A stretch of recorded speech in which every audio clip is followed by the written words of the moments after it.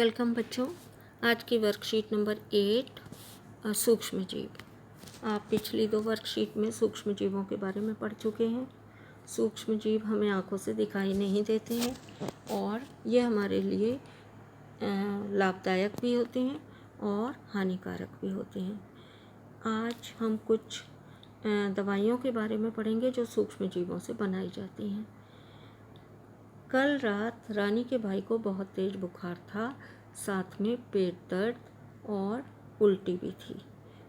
तो रानी के भाई को पेट दर्द की प्रॉब्लम थी, उल्टी थी, तो उसकी माँ उसको डॉक्टर के पास ले गई। डॉक्टर ने क्या कहा, एंटीबायोटिक की गोली या इंजेक्शन देना पड़ेगा उसे।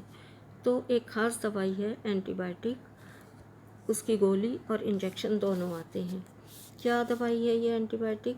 एंटीबायोटिक सूक्ष्म जीवों से, कौन से सूक्ष्म जीव? जीवाणु और कवक।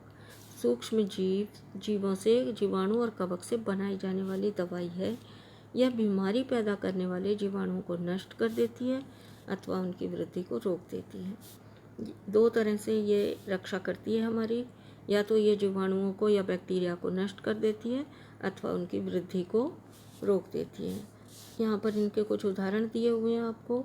टेट्रासाइक्लिन, पेनिसिलिन, स्ट्रेप्टोमाइसिन, ये सभी नाम एंटीबायोटिक दवाइयों के हैं। पशु पक्षियों और पौधों में भी रोग नियंत्रण के लिए एंटीबायोटिक का प्रयोग होता है। ये दवाइयाँ पेड़ पौधों को और पशु पक्षियों को भी बीमारी लगने पर दी जाती हैं। इनकी खोज किसने की थी? इनकी खोज अलेक्जेंडर फ्लेमिंग नाम के वैज्ञानिक ने की थी और उसने सबसे पहले पेनिसिलिन नाम की एंटीबायोटिक को बनाया था। अलेक्जेंडर फ्लेमिंग ने सबसे पहले पेनिसिलिन नाम की एंटीबायोटिक की खोज की। आपने पल्स पोलियो टीकाकरण के बारे में ज़रूर सुना होगा और आजकल कोरोना की वैक्सीन की भी चर्चा सुनी होगी।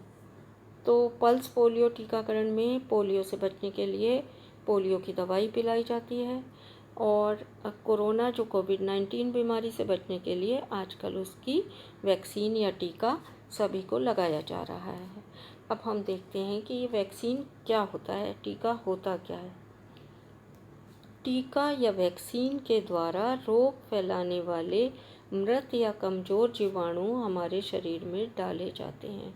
बच्चों, जब हम वैक्सीन लगाते हैं तो जिस बीमारी से बचने के लिए हम वैक्सीन लगाते हैं उस बीमारी के या तो मृत, डेड, और या फिर कमज़ोर जीवाणु, बैक्टीरिया हमारे शरीर में डाल दिए जाते हैं। इन जीवाणुओं से लड़ने के लिए हमारा शरीर प्रतिरक्षी उत्पन्न करता है।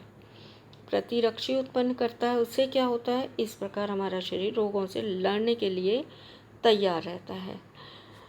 ये प्रतिरक्षी हमारे शरीर में आजीवन बने रहते हैं। आजीवन मतलब सारी ज़िंदगी हमारे शरीर में ये प्रतिरक्षी या एंटीबॉडीज़ बनी रहती हैं और रोगों से लड़ने के लिए हमारा शरीर तैयार रहता है।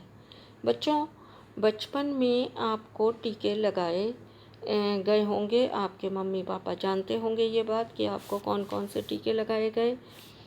सभी बच्चों को बचपन में टीके लगाए जाते हैं। क्यों लगाए जाते हैं? ताकि उनका शरीर आजीवन बीमारियों से लड़ने के लिए तैयार रहे।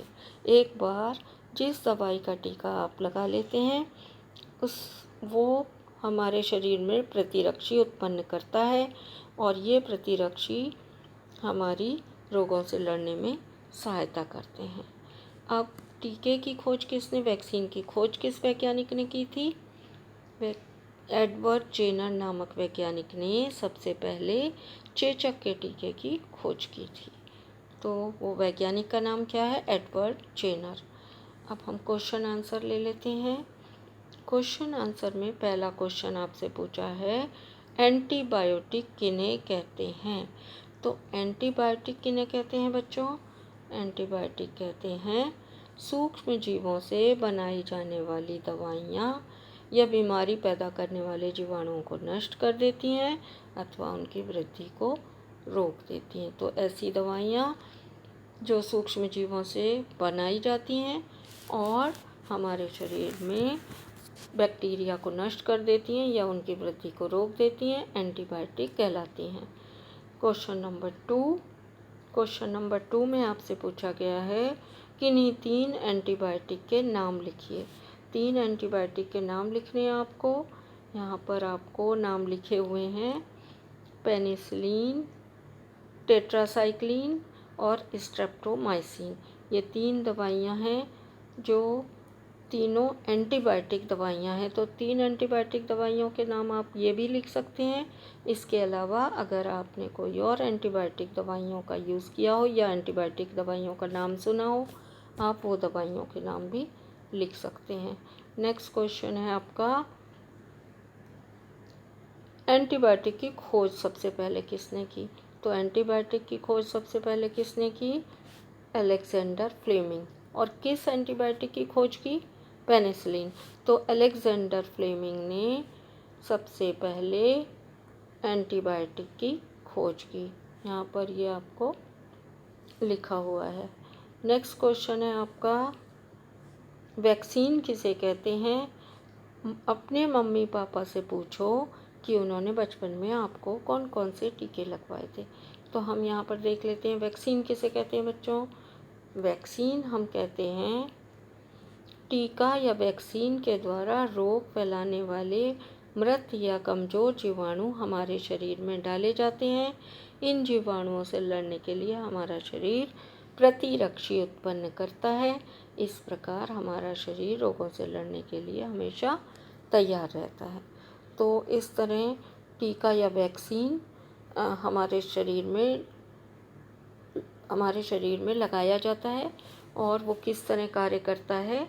वो हमारे शरीर में क्या पैदा करता है? प्रतिरक्षी या एंटीबॉडीज़ बनाता है, जिससे हमारा शरीर रोगों से लड़ने के लिए तैयार होता है।